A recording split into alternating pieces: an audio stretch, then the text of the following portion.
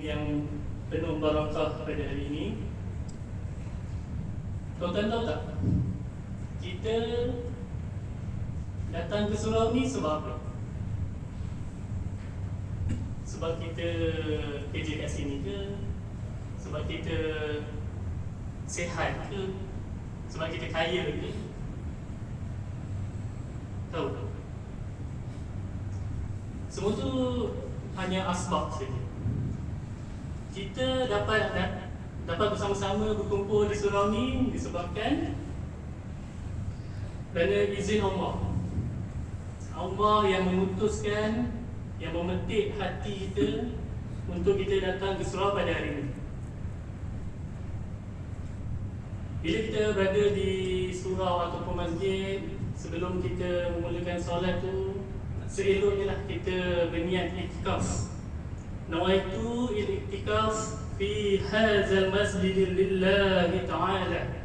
Sahaja aku beriktikaf di dalam masjid ini kerana Allah Ta'ala. Semua yang kita buat ini kerana Allah. Kita bekerja kerana Allah, kita mencari wang kerana Allah, kita belajar kerana Allah.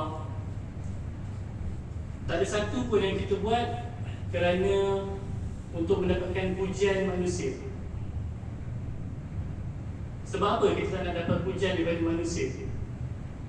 Sebab di akhirat nanti, di padang mahsyar nanti, tentu kalau kita ada buat banyak pahala, timbangan kita, pahala kita banyak, besar, tapi disebabkan niat kita melakukan perkara itu bukan kerana Allah, sekali mata je, kun fayakun, Allah kata pahala kita tu akan hilang kerana kita buat bukan kerana Allah. Apa yang kita belajar pada minggu lepas? Minggu lepas, apa peristiwa besar yang berlaku pada hari Jumaat? Kita kehilangan ayah kepada sahabat kita, Encik Qayyum, yang telah pergi meninggalkan kita. Apa persediaan kita sebagai seorang manusia, sebagai seorang umat Nabi Muhammad SAW? Itu relate-nya saya punya tazkirah pada hari ini. Itu tajuk saya pada hari ini. Bersediakah kita? Nabi kata, saat berada kesorangan di dalam alam yang gelap gelita, dihimpit oleh bumi yang keras, kita akan didatangi oleh pelbagai makhluk Allah Subhanahu Wa Taala yang kita tak kenal pun, yang kita tak pernah jumpa pun sebelum ni masa kita hidup. Saat tu tak ada siapa, tuan-tuan, yang boleh bantu kita. Wahai CEO ke, wahai Perdana Menteri ke, siapa-siapa yang kabel kita tak boleh bantu kita pada waktu tu. Kita kesorangan. Tapi saat itulah yang pasti yang akan kita lalui. Bila kita dah berada dalam alam kubur nanti, orang-orang yang kita sayang akan tinggalkan kita bersorangan. Saat mereka tinggalkan kita, 7 tapak kaki mereka pergi meninggal kita, kita bersorangan. Saat itu siapa yang akan datang, tuan-tuan? Malaikat Munkar dan Nakir. Bila mai malaikat Munkar Nakir ni, kerja dia menyoal dan memukul orang yang baru turun ke alam barzakh. Dia kira pukul je, tuan-tuan. Dia tak peduli siapa pun. Dia tak tanya, dia tak cakap banyak. Dia tanya 3 soalan, boleh jawab lepas, tak boleh jawab, dia katok. Apa 3 soalan tu? Siapa ingat?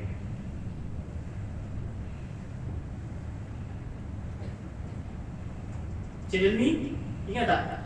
3 soalan yang malaikat Munkar nanti akan tanya kita di dalam kubur nanti. Ma Rabbuka, siapa Tuhanmu? Apa yang akan jawab? Allahu Rabbi, Allah Tuhanku. Malaikat tanya lagi, Man Nabiyuka, siapa Nabimu? Kita jawab, Muhammadun Nabi, Muhammad Nabiku. Malaikat tanya lagi. Apa soalan dia? Cik Faiz.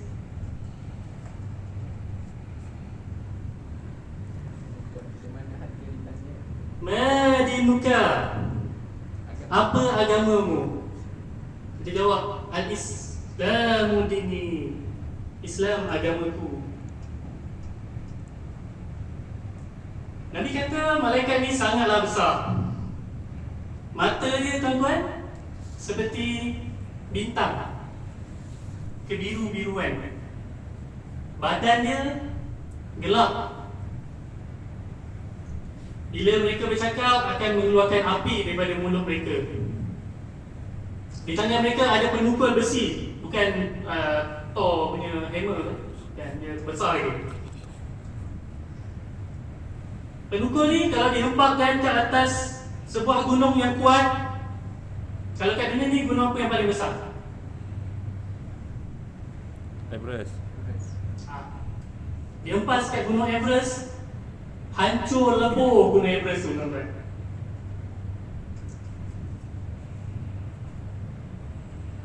Bila turun dua malaikat ni, dia tak ada baik dah dengan siapa-siapa, dia tak ada kautim-kautim kan. Dia pukul dia, tak boleh jawab, dia pukul. Tapi saat dia nak pukul pada seorang ni, pada jenazah ni, datang satu surah daripada kepala. Datang satu surah ni, dia menghalang malaikat itu, dia kata jangan pukul orang ni. Dia tahan malaikat ni. Malaikat kata ke tepi. Tapi surah ni kata tidak. Allah memberikan aku kelebihan untuk aku melindungi orang yang membaca aku ketika dia hidup di dunia dulu. Malaikat pergi ke kanan, surah ni pergi ke kanan. Malaikat pergi ke kiri, surah ni pergi ke kiri. Malaikat pergi depan, belakang. Depan, belakang, atas, bawah. Surah ni tetap mempertahankan tuan dia daripada dipukul. Nabi kata surah itu surah apa? Al-Mulk. Tabarakallazi biyadihil mulk wa huwa ala kulli syai'in qadir. Surah Al-Mulk tuan-tuan, baca, amalkan dalam kehidupan kita. Sebelum tidur, sebelum sweet talk ke dengan wife ke, bayang dah kahwin, ambil wudu, baca Al-Fatihah. Kalau boleh kita baca, kita macam mana kita cakap, kita niat, kita maafkan semua orang pada hari itu. Jadi pada esoknya kita akan bangun dalam keadaan yang segar, kita tak beban. Tapi yang paling penting, hafalkan, kalau boleh amalkan, baca surah Al-Mulk ni.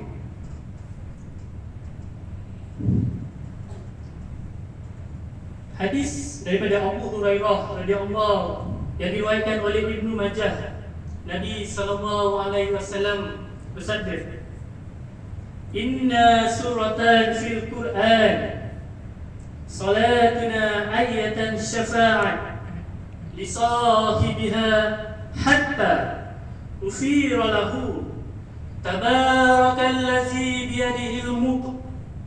Maksudnya, sesungguhnya surah dalam Al-Quran padanya 30 ayat dapat memberi syafaat kepada seorang lelaki sehingga diampunkan. Ia adalah surah Al-Mulk. 30 ayat je tuan-tuan, tak sampai 5 minit lagi. Sekejap. Kita hafal lagu apa, BTS, lagu Slam, Hafiz. Kenapa lagu Slam? Dah main lagu Slam nak dia hafal. Lagu Metallica itu boleh hafal.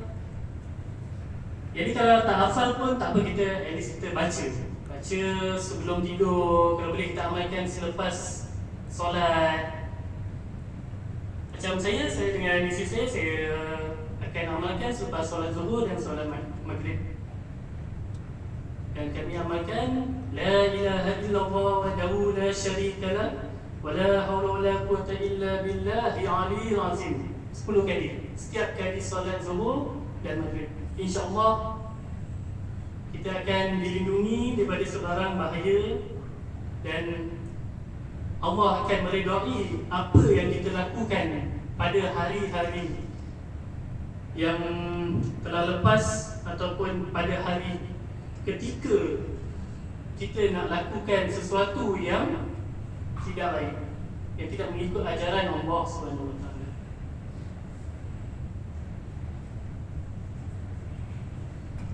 Terima kasih. Apa asal?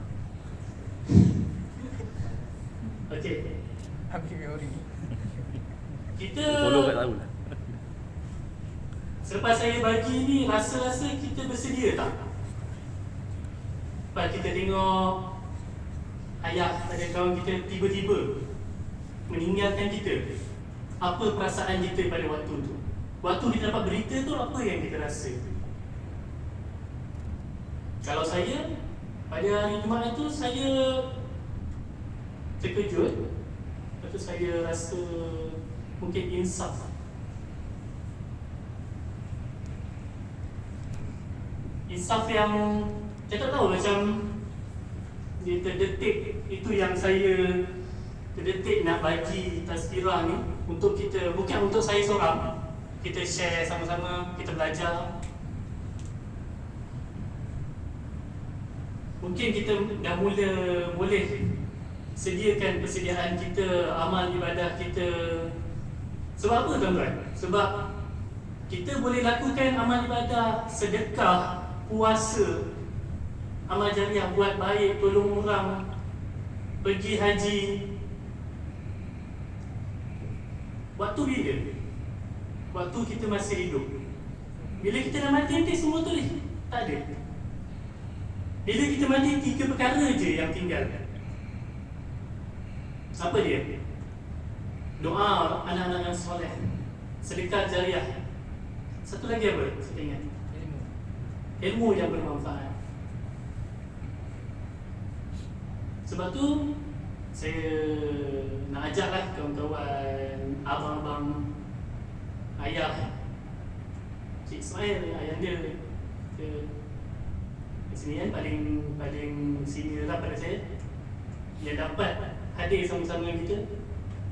Itu saya cakap, kita yang dapat hadir ke surau ni bukan sebab kita berpangkat, bukan sebab kita kaya, tapi sebab hati kita terdetik dan kita telah dipilih oleh Allah. Macam mana Allah memilih tetamu-tetamunya untuk datang ke haji, macam tu juga. Walaupun surau ni nampak kecil, tapi kalau kita tak nak datang pun, Allah tak detik kan, dia tak akan datang.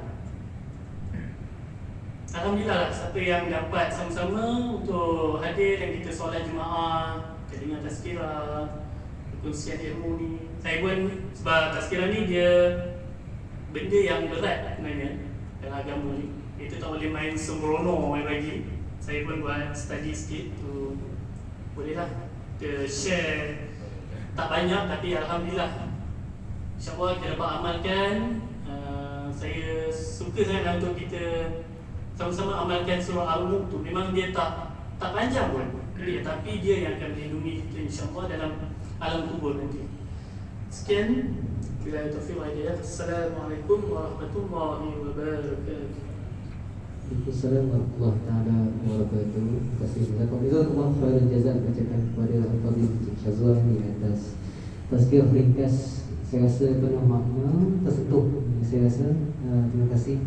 So tuan, betul kata Cik Hafiz, Cik Syazwan tadi yang mengatakan surah Mulk ini adalah surah yang tempotet